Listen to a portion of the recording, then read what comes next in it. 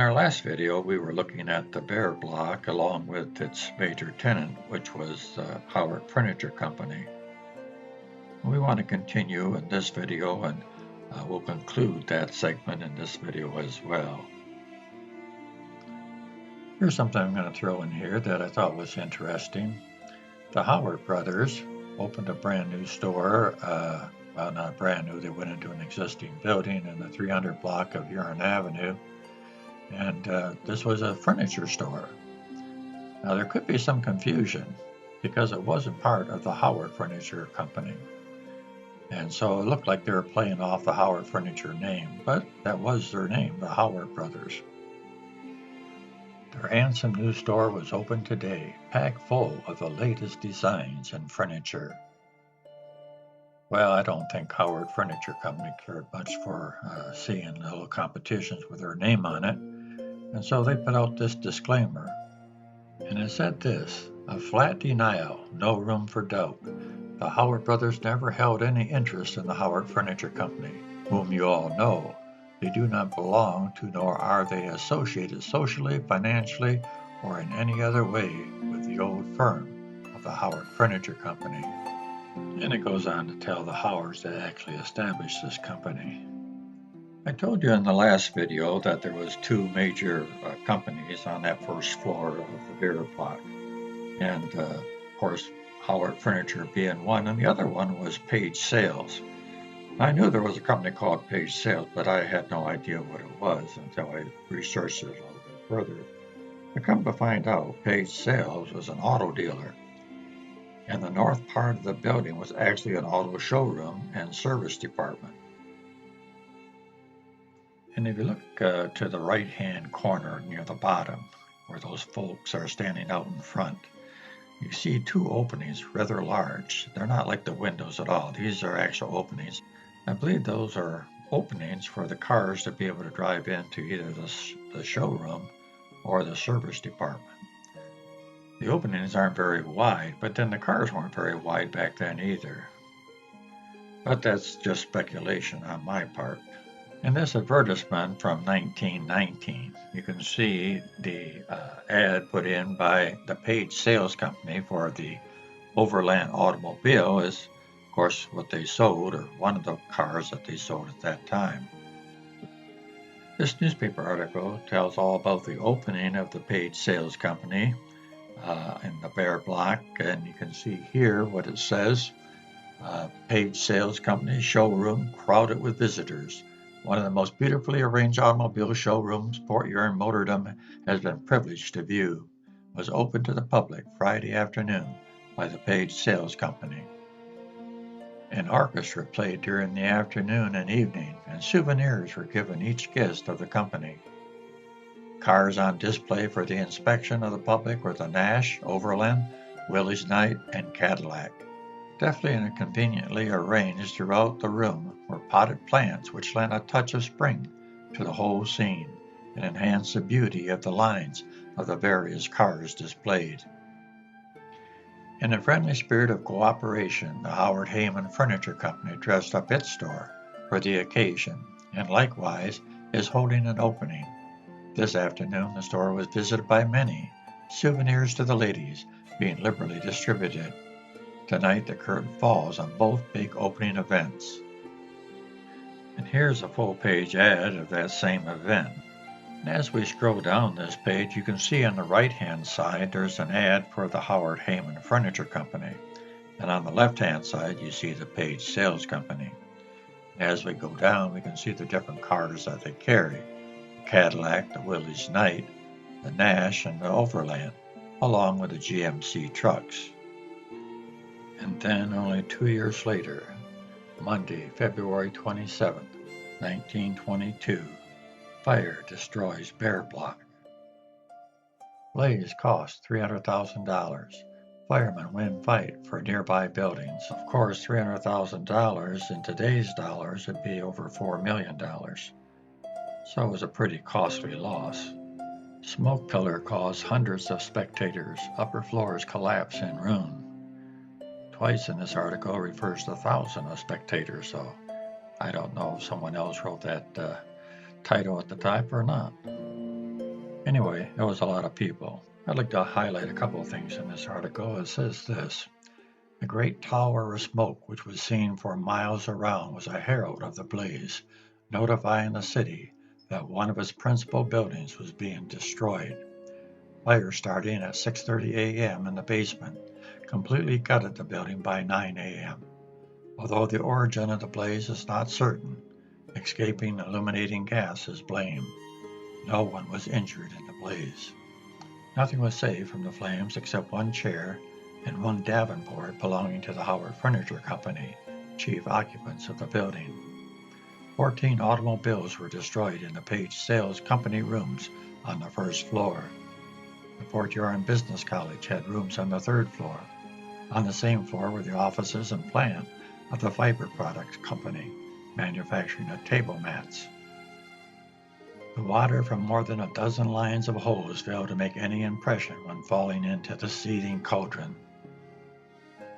Firemen were continually in danger from the menace of the tottering brick walls, chunks of which kept crashing to the streets.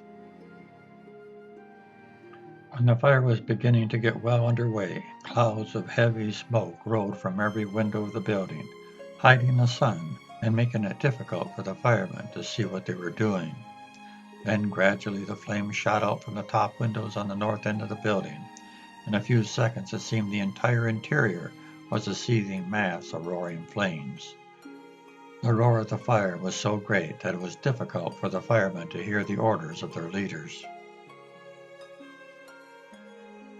Frequent explosions were heard when tanks of gasoline in the Page Sales Company rooms blew out one by one. Fortunately, very little gasoline was stored in the building. Large quantities of oil burned soon after fire started. Joined to the bedlam of the roaring flames was the crash of falling floors and brick. Several firemen barely escaped being hit when the top story of the east wall fell into Huron Avenue. Holding down a telephone pole and numerous wires. Besides endangering the lives of firemen and spectators, the falling bricks cut off the water pressure momentarily by falling on the lines of hose. After a wild scramble by firemen and others, enough of the bricks were cleared away to lighten the weight on the hose lines. In the shadow of the north wall was the Carlisle Ice Cream Company's factory. The falling of the north wall would have obliterated the factory and doubtless have caused the fire to spread among the wooden structures between the Bear Block and the Algonquin apartments. Firemen concentrated their efforts to save the north wall. Many streams played into the building close to this wall.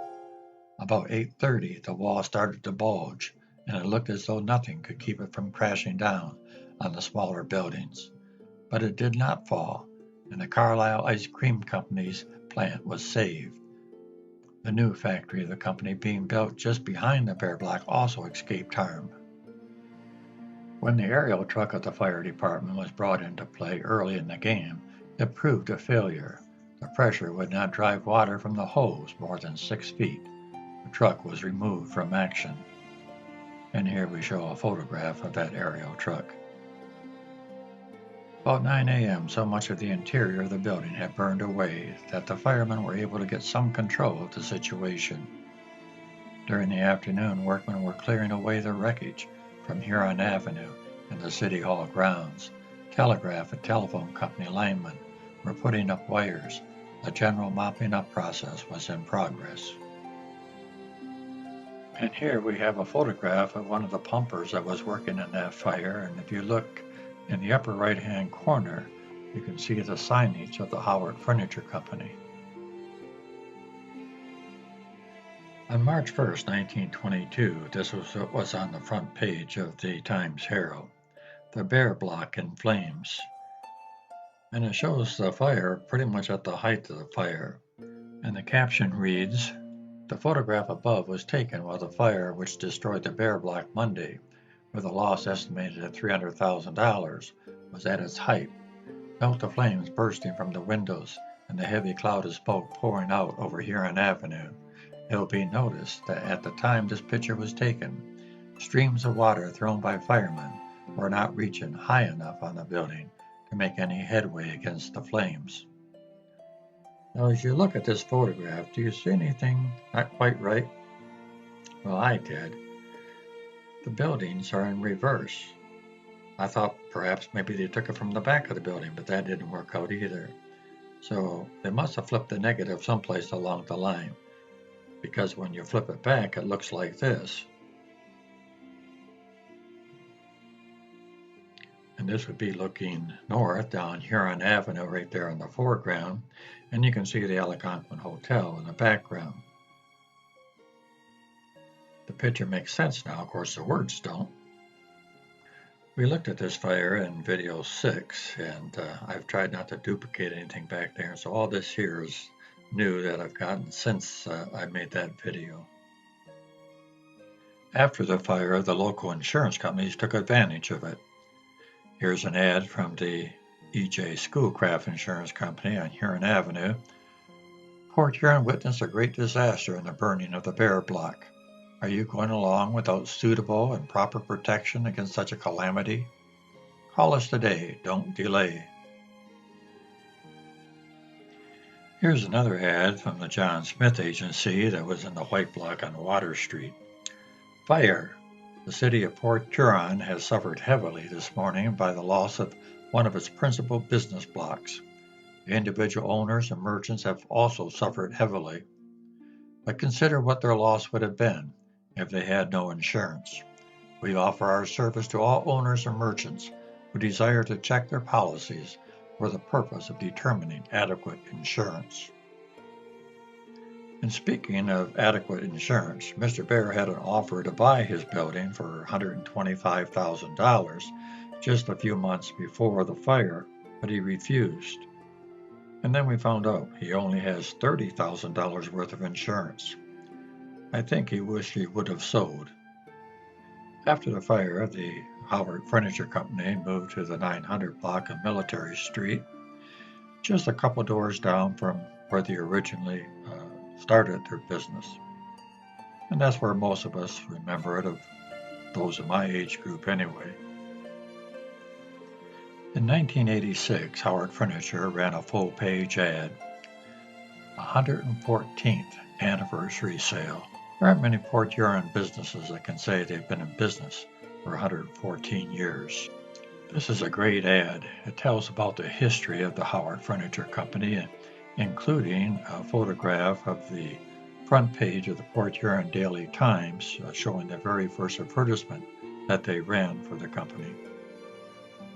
But it was only a month later that this appeared on the front page of the Times Herald.